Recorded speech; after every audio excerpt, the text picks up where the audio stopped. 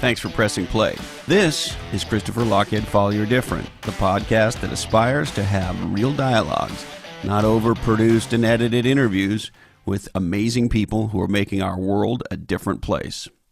We're sponsored by the good folks at Oracle NetSuite. Learn how to turbocharge the growth of your business today at netsuite.com/different. And while you're there, as a listener to this podcast, you will be able to set up a free 1-hour growth review with an expert in your industry. That's netsuite.com/different. I also want to tell you about an event I'm super excited about, put on by my dear friends at One Life Fully Lived. One Life Fully Lived is a nonprofit that helps people dream, plan, and live their best life. And from October 12th and 13th, 2019, we'll be in Long Beach, California for the 8th annual One Life Conference. So go to onelifefullylived.org today to get some more information on the conference. I'll be speaking there. And other keynotes include Jeff Hoffman, the billionaire entrepreneur who's been on this podcast, an exciting young investor and venture capitalist, Cody Sanchez, and my friend, best-selling author of the Front Row Foundation, John Vroman. So check out onelifefullylived.org, and I hope to see you in Long Beach this October. Now, today, Tania Katan. We have a riveting conversation about, as Tania says, how to put the spark of joy back into your work and life. She's an incredible woman. She tells me about how she overcame breast cancer in her early 20s and how that shaped her life. How she went from being a theater grad to an executive in the technology industry and, believe it or not, the B2B enterprise technology industry, and how she then went on to become a pioneer for women in tech. She thinks every rock star business needs a punk. I love that. And we talk about a lot more, and I hope you're going to love it. Check out Lochhead.com for more on Tania's background and the show notes and key takeaways from this episode. Now, hey ho, let's go. I wrote it like a conversation. You know, I come from, my background's theater. So I have a degree in theater with an emphasis on playwriting. And I say that because in theater school, here's what you learn as a foundation. You learn the difference between a monologue and a soliloquy. What's the difference, Christopher? Exactly. So here's I'm not going to lie to you and pull some bullshit out of my butt. I have no idea. Okay. So the difference is, like, a soliloquy is like in Hamlet, when Hamlet is losing his shit out loud in front of a live audience. He's speaking to the air about his life and about his, his mom who shacked up with his uncle who killed his father. A monologue, though, is half of a dialogue. So it's a conversation. It's just that I'm speaking, right? And you're listening. And then you might have something to say, and then I'll listen. And so to me, when I wrote this book, I wrote it as a dialogue and a monologue. So I don't necessarily, when I'm in the world on a book tour or I'm keynoting and I'm speaking about creative trespassing, then I get feedback from people who've read the book and they're like, oh my gosh. So it's their turn to talk and for me to listen. Yes. But I didn't write it as a soliloquy, like I'm just waxing philosophical about how great my ideas are. And I know all these great people. That's not interesting to me. Again, like, I think as a writer and as a speaker, anytime I'm putting something in front of an audience, it's a gift for the audience. It's not about me, which sounds sort of weird, but that's my intention. Yeah. No, and that's an interesting distinction you've given me, because that is absolutely the experience I have with your book, which is it feels like we're having a conversation, even though, of course, we're not. So well done. Thank you very much. And, actually one quick thing I just remembered. So I actually did the audio recording of the book. And before I went to the studio, I just instinctually, first I asked my author friends, what's it like to go into the studio? Should I prepare anything? And one friend's like, well, get drunk. And I'm like, that's not going to work for me. And another friend's like, well, bring some things with you that make you feel like you're at home or comfortable. So I brought photo photographs of my friends and family and people who inspire me, and went into this teeny tiny studio. And you're in a studio, you've got to have all the foam around you, and it's dark and quiet. And bringing in all of those people with me allowed me to feel like I was sharing the story with them. So that very was really cool. Fun. What a wise idea. And it's why... It was better. Yeah. Better than getting drunk. Well, I would have liked that too, or maybe stoned, or a little bit of both. Oh my gosh.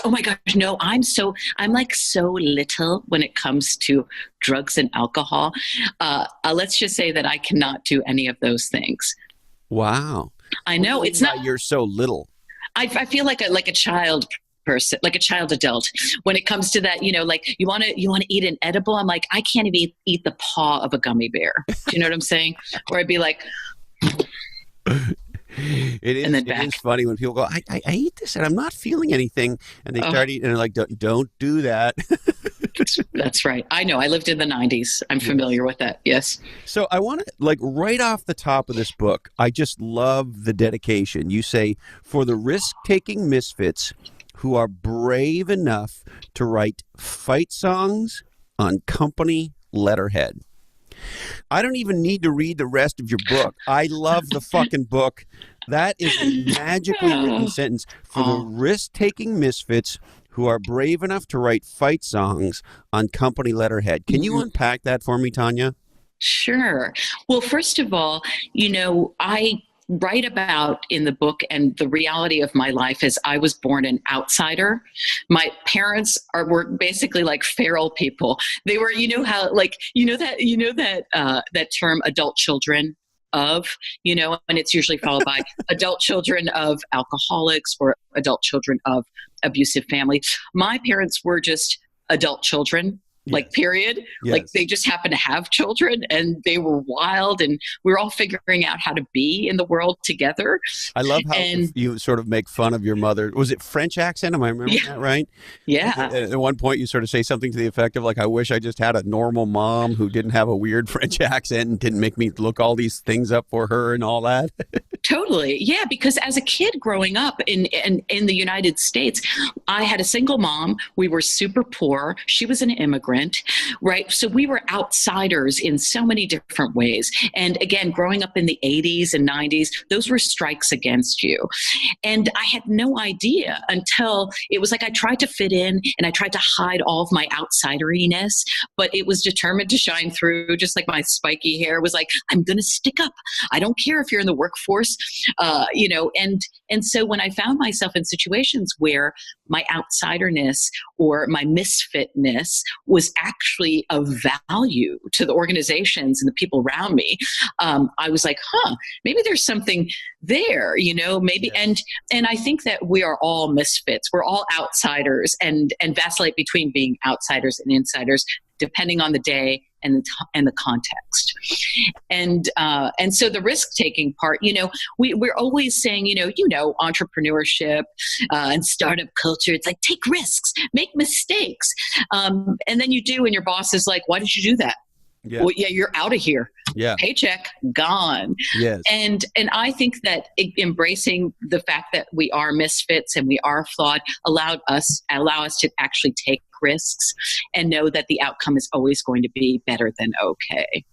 Yeah. And it's so, I just love that this is what you're about, because I don't know about you, not maybe to get too serious, but I'm somebody who feels exactly the same way, which is probably obvious. But there is a flip side of this, which is part of what I feel like you're trying to do in this book, and you'll tell me if I'm picking up what you're putting down, so to speak. But is something I also care about, which is by celebrating your misfitness and by connecting your different to the world in a powerful way, you're also teaching us to do the same.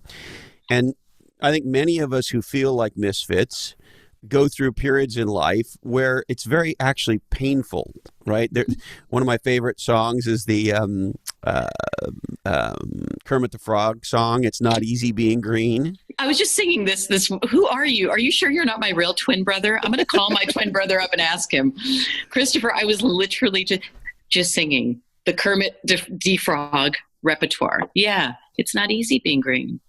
Yeah, and Something. you have some quotes in here that are some of my favorites of all time. I'm not going to be able to find it now. That awesome quote from Dr. Seuss, who says, Oh yeah, "Why fit in why when you fit can in? stand out?" Yeah, yeah. Yeah, I love this one too. I don't know who Sol Levitt. Am I reading that person's Oh, name right? Soliloquy. Yeah, he's Soliloquy. a contemporary artist. Yeah, Don't worry about cool. make Make your your own own uncool. uncool. Yeah, I mean, there's so yeah. much awesomeness in here. And so before we get into some of the specifics, what is it about this sort of theme of kind of making it okay for people to unleash their inner punk rocker, their inner misfit? Why does that, it's been said that we teach what we most need to learn. Why is this your thing? Why are you on this? Absolutely.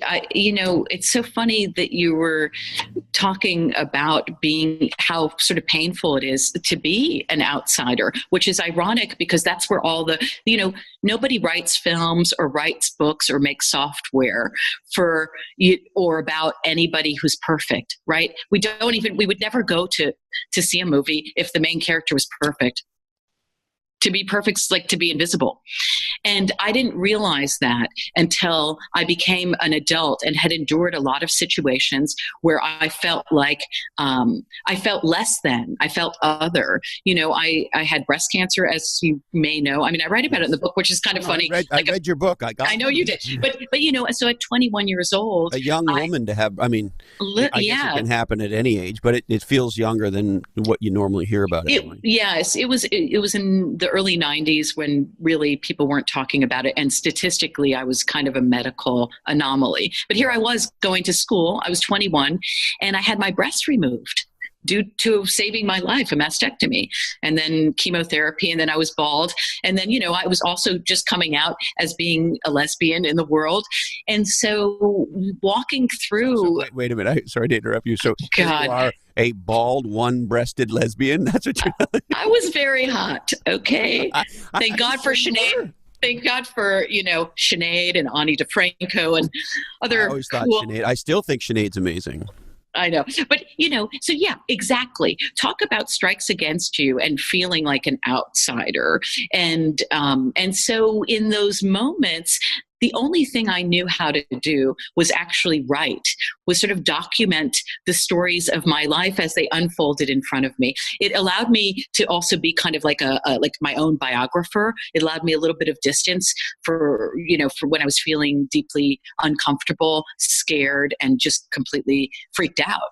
And so I just learned how to write about these situations. And then as I sort of got older, I'm like, these are universal themes. It's not just me who's enduring illness and wellness, life and death, being a different body in a sea of seemingly same bodies.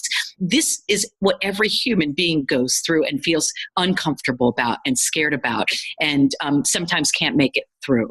And so I thought I can speak to that. I've been writing about it and documenting my whole life.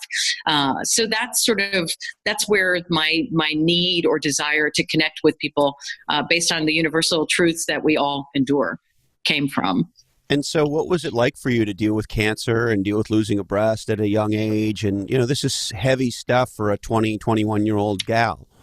Yeah, for sure. Well, I mean, I went through the stages of grieving, and it's like when you realize you're in a textbook, you think you're all like, oh, why am I so angry? And it's like stage 1 anger, and at the time I was punk rock, so I didn't have the thing with cancer or illness is there's no one to blame, right? You can't be like, cancer, it's me, Tanya, I'd like to have a fight with you because you are so mean and bringing me down. Let me tell you what an asshole you are. Yeah. So instead I told the doctors that they were assholes, I kind of in my mind sometimes would confront people visually when they were looking at me when I only had one breast, like, what are you looking at?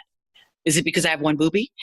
And I had to go through this process of being angry, being confrontational, being sad, crying, noticing, I'd put my hand through my hair and hair would be in my hand or on my pillow, when going through chemotherapy.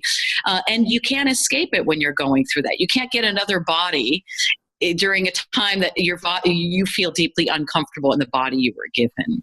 So I just had to go through it and thanked God, thanked energy, the universe, that I had writing and creativity as an outlet.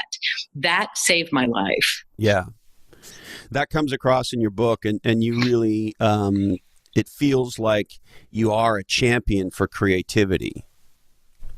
Yeah, I mean, I've experienced it firsthand. And, a lot of what I write about in Creative Trespassing, and the angle that's different from other business books, is I don't come from business. I don't have an MBA or a BMW or, anything like that. And yet I have sort of snuck into corporate culture with just my creativity and tools to engage in innovative strategies. And people love it.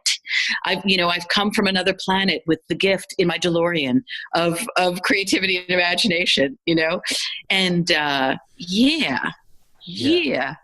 And so let's go there maybe for a sec, because we hear, what you need is a MBA, and we're living at a time where these scandals about these celebrity idiots paying zillions of dollars to get their young moron children into whatever super ding dong university and so forth, and here you are, this misfit with a theater degree, and sort of it feels like by consuming your stuff, but maybe you'll tell me, somewhat accidentally, you end up in the technology industry, and you didn't know what a SaaS was, and you didn't know what the cloud was, and this sort of stuff, and yet here you have this incredible, thriving career. And so, how does this misfit with a theater degree who can't spell SaaS end up, becoming the woman we know today?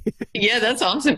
Well, to the SaaS point, I was hired by a tech company called Axosoft several years ago because they were interested in hiring a brand evangelist. And I literally had to look, I'm like, evangelist is not a job unless you're a religious zealot. And although I think that'd be super cool, I don't know if I'm really qualified to, woo. Isn't that a cult leader? Isn't that Jim Baker, Jim and Tammy Faye or something? That's right. Yeah. I don't have enough mascara to qualify for, or enough tears to qualify for that job. Remember she had those giant eyelashes that look like flamingos. Yes. Like flamingos leaking out from her eyes. Yeah. So I didn't know what that was. But the cool part is I'm always up for a challenge. And I live, if a challenge presents itself that's equal parts exciting and terrifying, I'm like, that's my litmus for choosing that challenge. And so when I got there, I was literally first week on the job, and I'm like, okay, what's this cool software I'm going to evangelize about? And, I was thinking, it might be like a storytelling app or this or that. And they're like, yeah, it's a project management software for software developers, B2B, SaaS. And I was like, I don't know what's coming out of your pie hole. I've never heard these language. I was just like, I thought that AI was like a British person at a pub asking for more beer. Like, hey, I'd like another pint. I had no idea what this language was. And so I was scared, actually, Christopher. And so I'm like, oh my gosh, how am I going to add value to this company when I really glazed over with the product that I was supposed to be selling from the stage?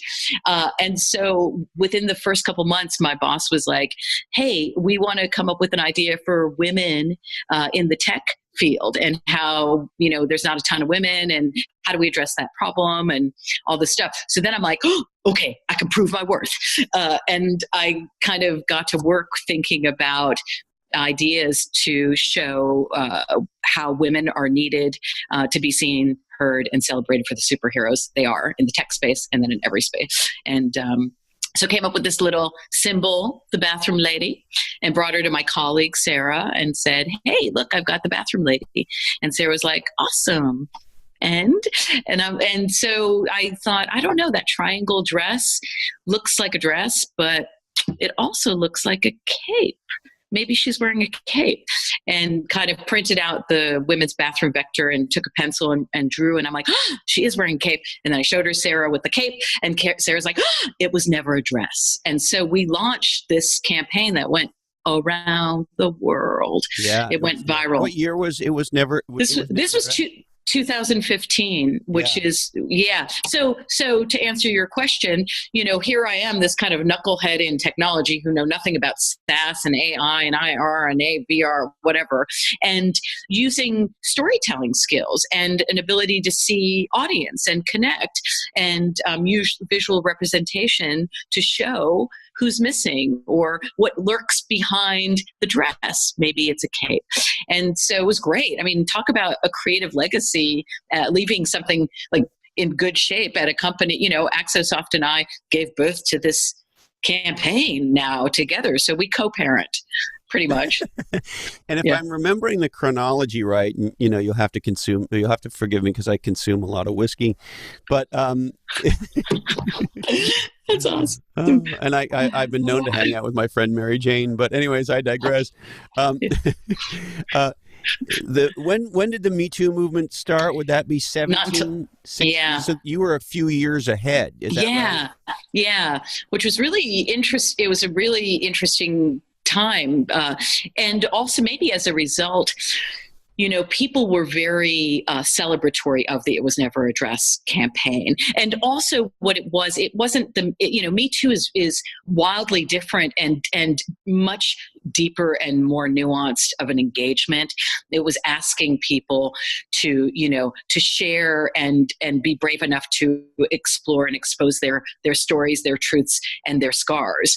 Whereas It Was Never Addressed was a proposition for people to imagine what was possible and beyond a dress for women, or in addition to a dress for a woman. And actually what we literally said is, hey, here's the empty vector, you fill it in. What do you see? And people wrote in with images of women in judges' robes, because that matches the frame, or in graduation caps and gowns. And so it was just a visual representation of options for women being in the world, as opposed to, in addition, I mean, Me Too is like, it's so deep and brave and necessary. So, maybe It Was Never Addressed was it was a little hors d'oeuvre to the main course. Yeah. And where do you think we are? What's your assessment of where we are, where women in tech are, or where women in business are? Sort of give me your assessment of, Yeah, I think, from a high level statistical, the numbers are unfortunately still similar with women in C-level positions as they were 5 or 10 years ago. Yep. So I thought I read, excuse me if I'm wrong, but I thought I read it's actually maybe a little worse in the Fortune 500 for CEOs. Maybe that's my optimist trying to, It's, Kimberly Bryant, who started and is the CEO of Black Girls Code. I was hearing her speak once. She's amazing. And she said, look, you can't be it if you can't see it. And I realized that, representations of women still, oh my gosh, one thing I can tell you on the ground, a lot of times when I go into startup companies and even universities, I'm given what I call the 98% tour. I've named it that in parentheses. I don't tell.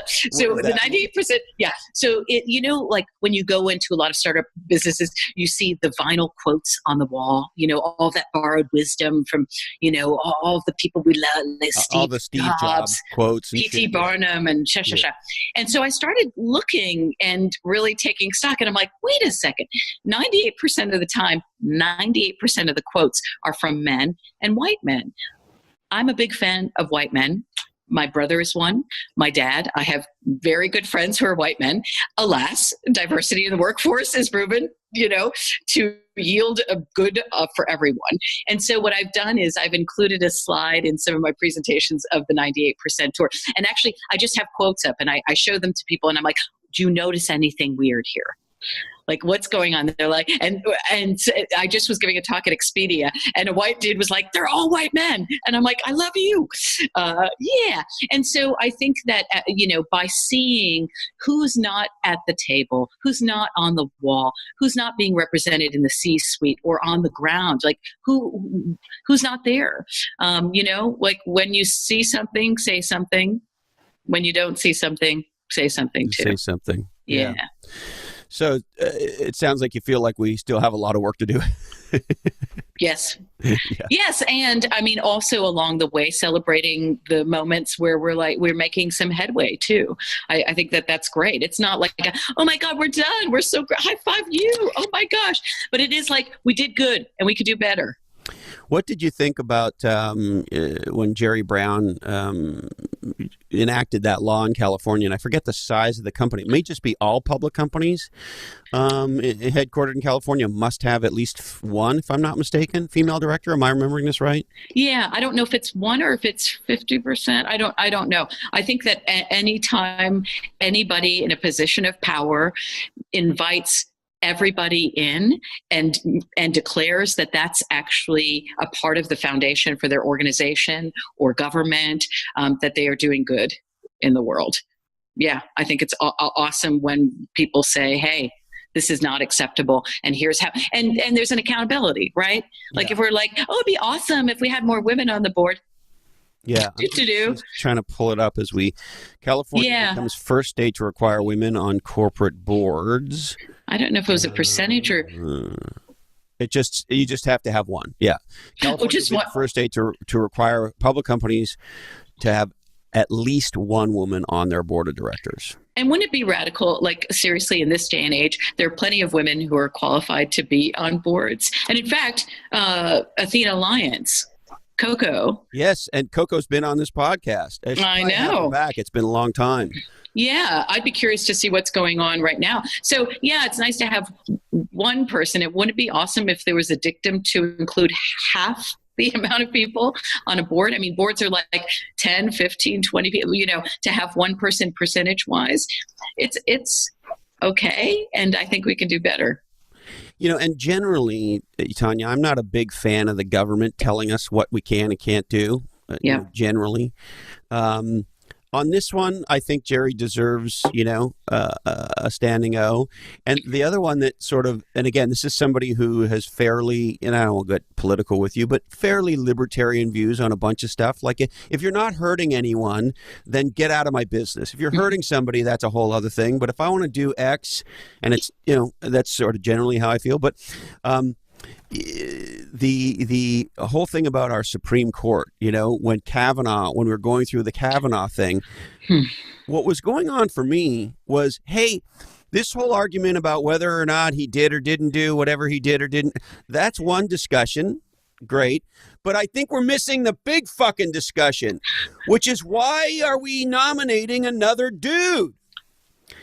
And we have 9, people on the Supreme Court. And I found myself, and this may be a strange thing to say to you, but I found myself going, do we need a fucking law that says a minimum of 4 of the 9? A minimum of 4 of the 9 have to be gals? Yeah. Like, what the fuck? And have you seen the amazing documentary about Ruth Bader Ginsburg? Not yet. I know. The last person. Yep.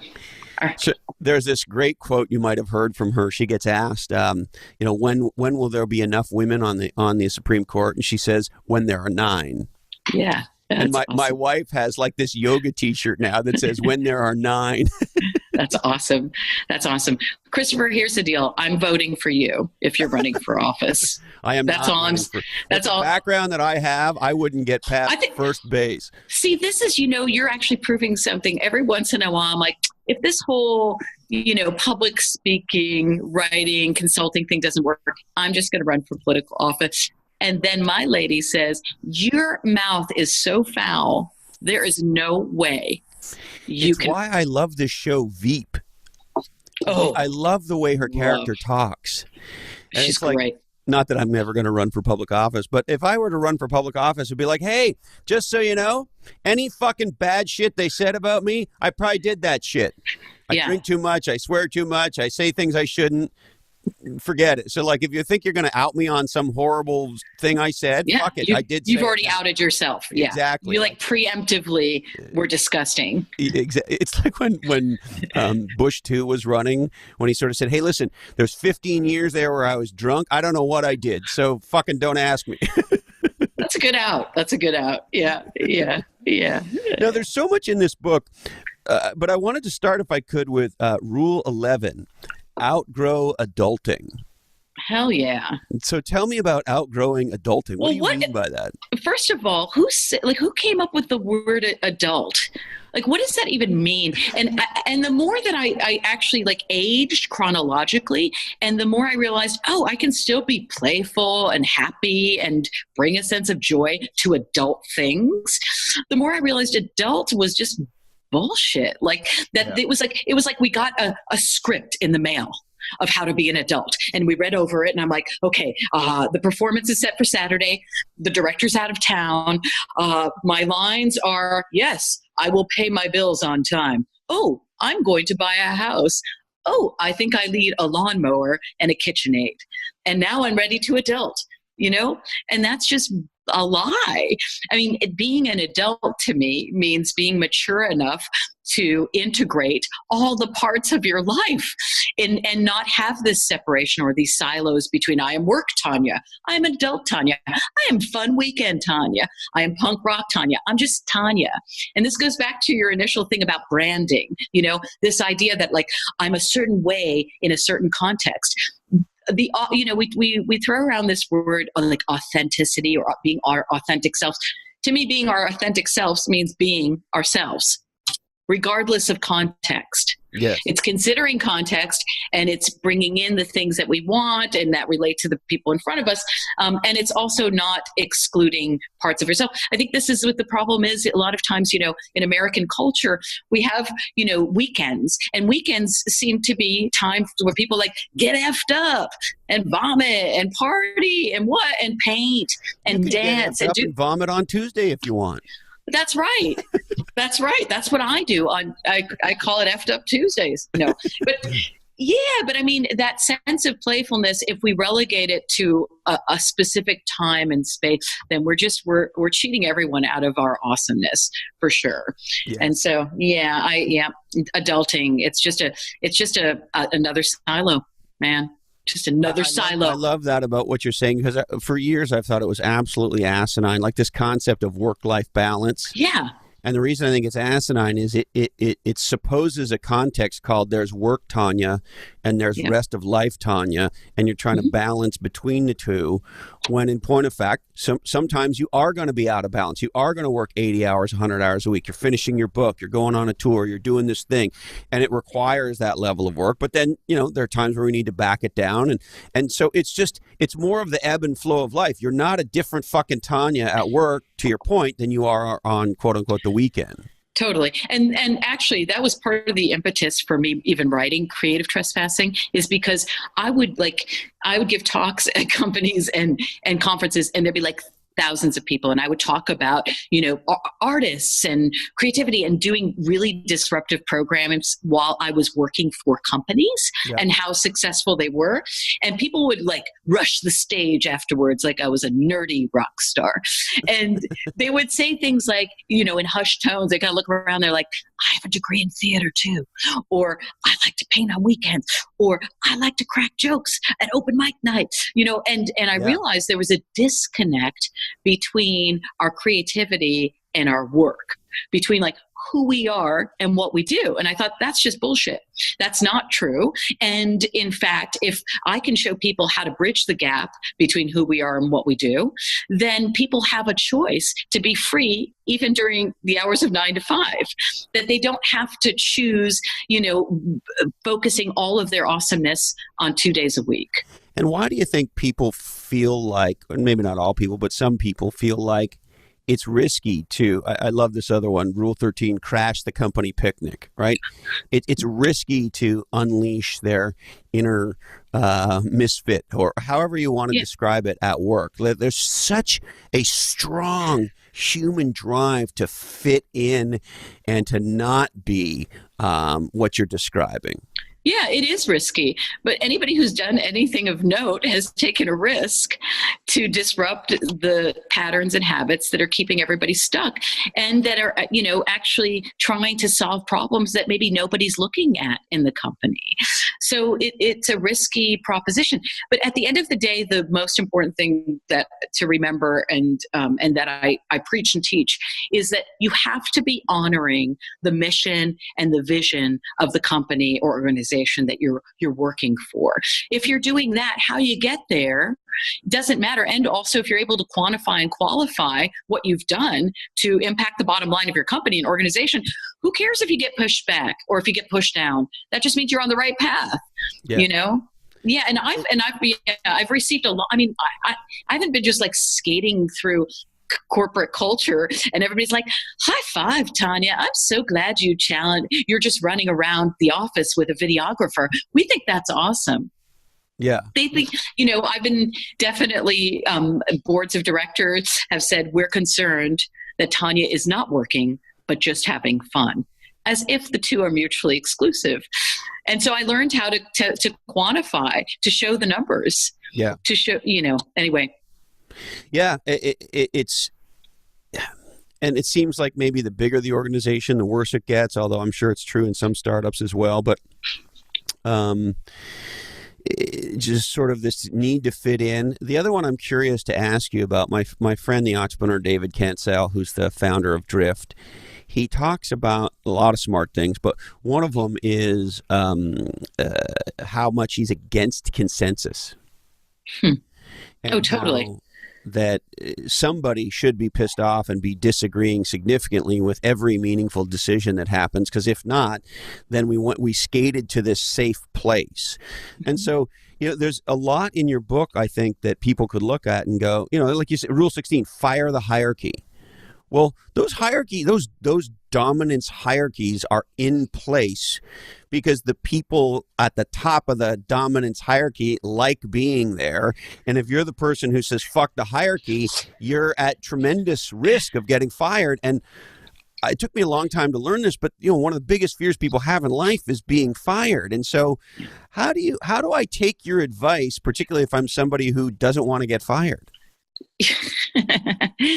Yeah. So actually in that chapter, one of the exercises or productive disruptions that, is to give an unofficial award. So for example, within a hierarchy culture, right, that you're familiar with Employee of the Month. Yeah, this construct. So that's a hierarchy, right? HR, there and all the, your boss and your colleagues are all sort of weighing in on whether or not you're worthy enough to win Employee of the Month. And so I decided, like, I entered a company and I'm like, I would love to win Employee of the Month. That sounds fantastic. And HR is like, Tania, you don't win it. Like, you earn it. And I'm like, well, then I will earn your vote and win it. And I launched a full-scale, like, Tracy Flick political campaign to win Employee of the Month. I ran around the company. I got the signatures. I got a petition going, and I turned it into HR. And they looked at me like I was a crazy person. And the board of directors, like, she is a crazy person. And but what they started to realize is, oh my gosh, she's engaged in play. She got to know her colleagues. She's enlivened the joint. And I got an email from everybody in the company. Those crazy emails that are like, all company meet in the boardroom, 10 minutes. And I was like, but it was pointed towards Tania. And I'm like, this sounds scary. I think I'm going to be fired, but I have to go in. And I walked into the boardroom and they opened the door and everybody was eerily quiet. And there was a video camera aimed right at my face. And the head of HR said, Tania, we would like to present you with something. And they brought out this plaque that said, almost Employee of the Month. And in that moment, I realized, oh, that was so amazing. They saw what I was doing. They responded with play. And so in the book, I'm like, look, you can decide who you want to give awards to. You don't have to wait for HR to approve it, or for like marketing department to say, oh, we need this logo on it. You could just get an envelope from, the shared materials closet and write out, this is the Inclusion Visionary Award, because you bring in cool people and make it easy to vision together. You don't have to wait to have a sanctioned award. You can just make it and give it yourself. So there are things like that that are not going to get you fired, and that are going to actually make your colleagues a whole lot happier, and you happier for having the power and authority to just acknowledge somebody for work well done. Yes. Amen. Hallelujah, sister. Can I get a what? Yes, you can. Thank you. The other one, I don't know how to give people this gift, but I realized in my 20s that most people have this terrifying fear of getting fired, and I don't. I've been fired a shit ton, and I don't give a fuck. Like I really don't. And so I don't know how we help people with that, but I do look to your Rule 19. If all else fails, keep rehearsing. And I will forever, Tania, be fascinated by the connection between failure and success, and how much, my own personal experience, like failing makes me want to just throw up, right? It's so horrible when you're in it, when you have failed.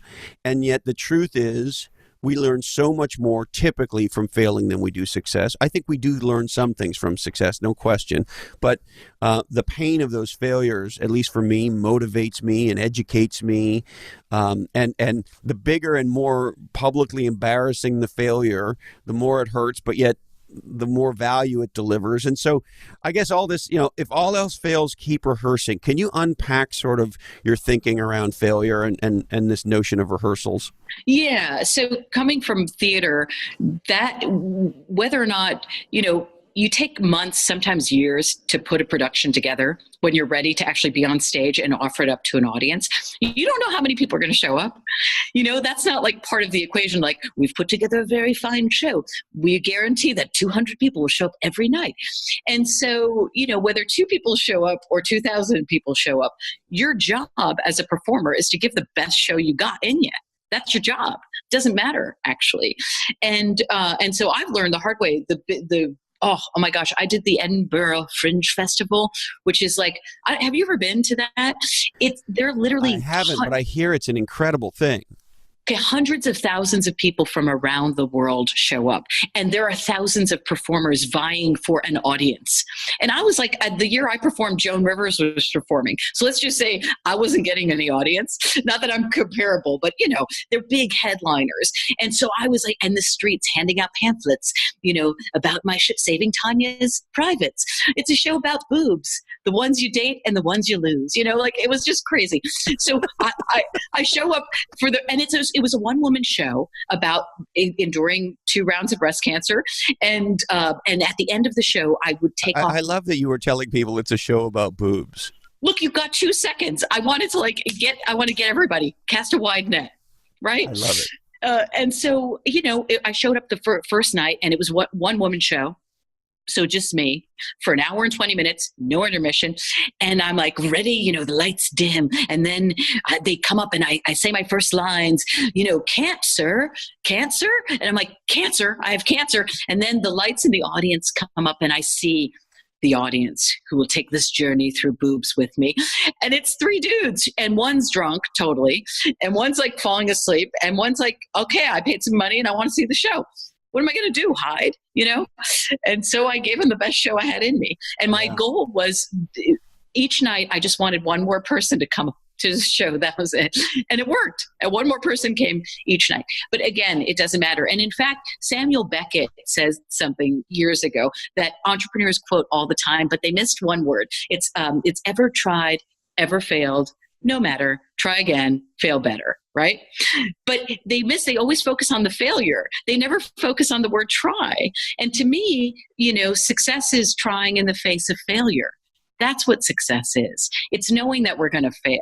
So if we keep trying and we keep learning and we gather information, then we're succeeding every time. So there's no failure. Yeah. Yeah, and I couldn't agree with you more. I believe for a long time that success is a function of failing in the right direction.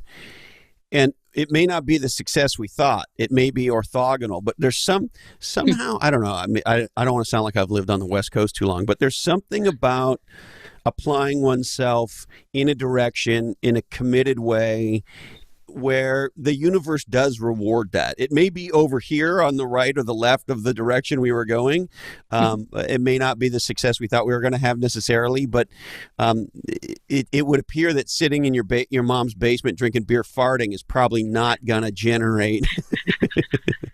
We'll generate more farts. Yeah, yes, exactly. It's a fart generator. Now, there's so much goodness in this book, but one I also wanted to ask you about: claim your nonconformity at the door. Yeah. So tell me about that. Again, entering into any space and simply submitting to the rules and regulations without questioning anything it's at the detriment of yourself and the company that just hired you.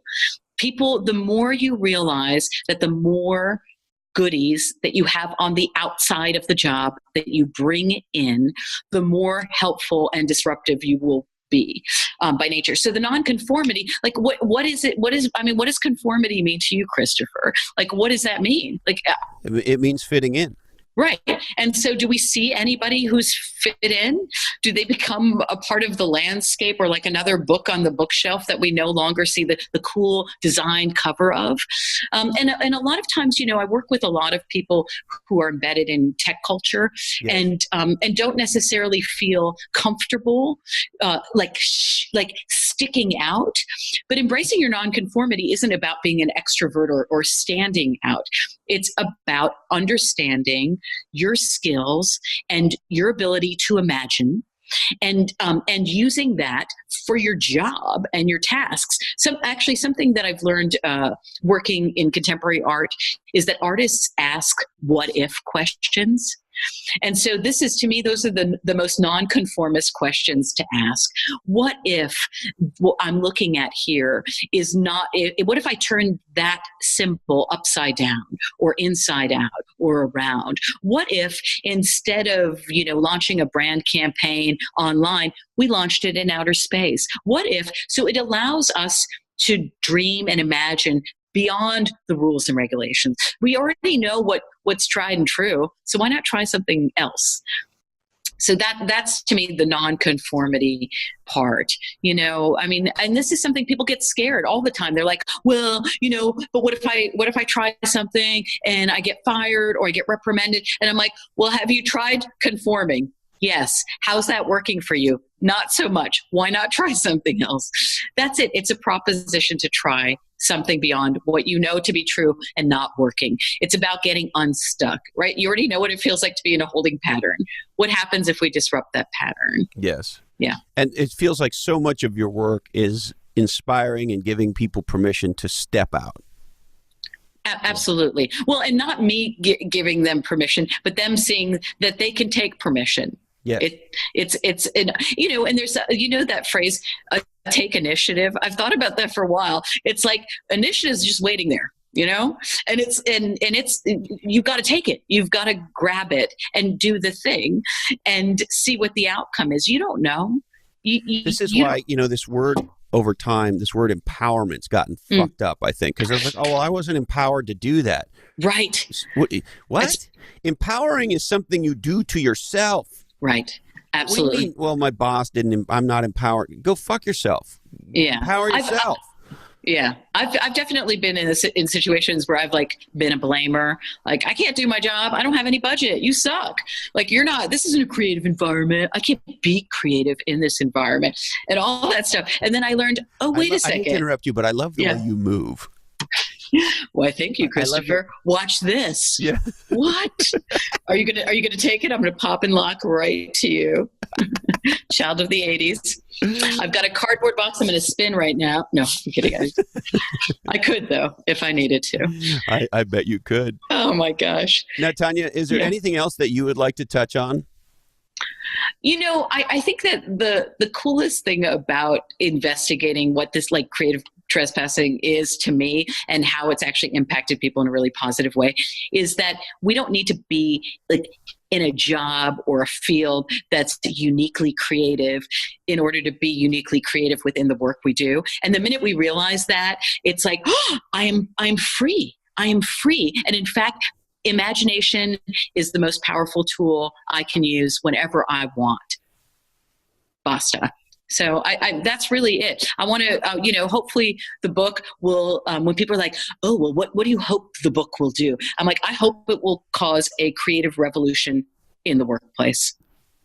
Amen. Hallelujah. Because so many workplaces are a life-sucking vortex of creativity and aliveness.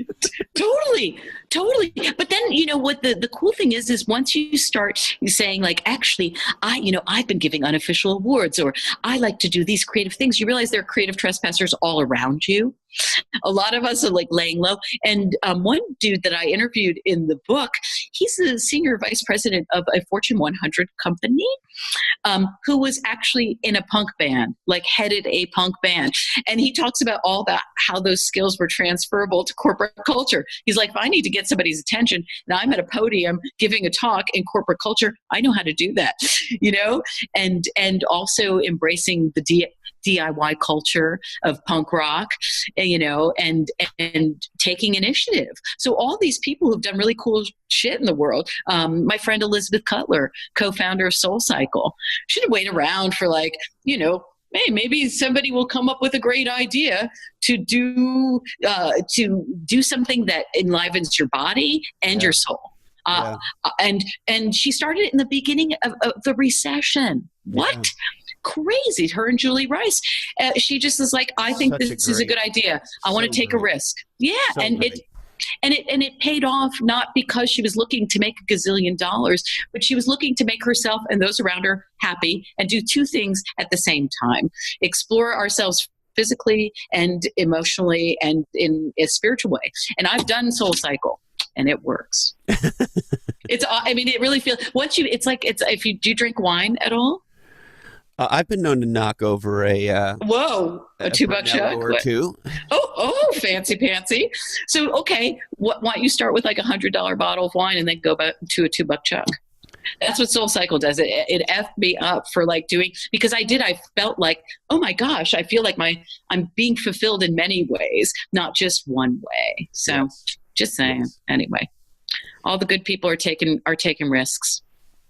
Amen. Hallelujah. Yeah. Well, Tania, I think you're an incredible light in the world. I think we all need to be inspired. I think to your point, I can't remember exactly how you say it, but we need an example that we can then be inspired by, take, and then, build ourselves from, right? Yeah. And it's very clear you're doing that in the world. Oh, thanks, Christopher. Takes one to know one. Well, and I'm super stoked for your success. It'd be easy to say, well, shit, if you're trying to make this happen in the world might not, it might not want to hear from you at first, right? Yeah, those are actually the people I want to be in front of, and that I find myself in front of. Like, I was giving a talk to thousands of people in manufacturing. Yeah. And some people will leave that talk and be like, why did they bring her here? And I'll be like, because I'm manufacturing joy. Bam. No. But, and some people aren't ready, and that's cool. That's fine. And some people are like, we've been waiting for you. We've been waiting for these ideas, because these ideas we've either had and no buy-in and we didn't know how to execute on them, or we've needed to know, how, what's possible so that we can reimagine what's going on here. Yeah, it's been awesome. The other thing that's on my mind is it has to be somebody like you in a sense, because who's going to shake up the world around creativity? Is it going to be a 55-year-old overweight bald dude wearing McKinsey-esque khaki pants with pleats? Probably fucking not, right? That's not who you hire to come and shake shit up, right?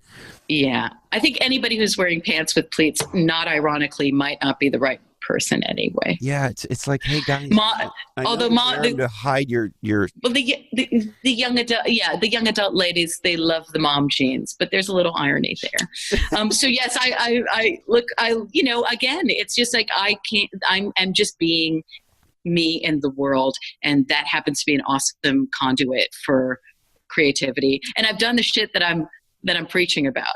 Like, I've literally done it.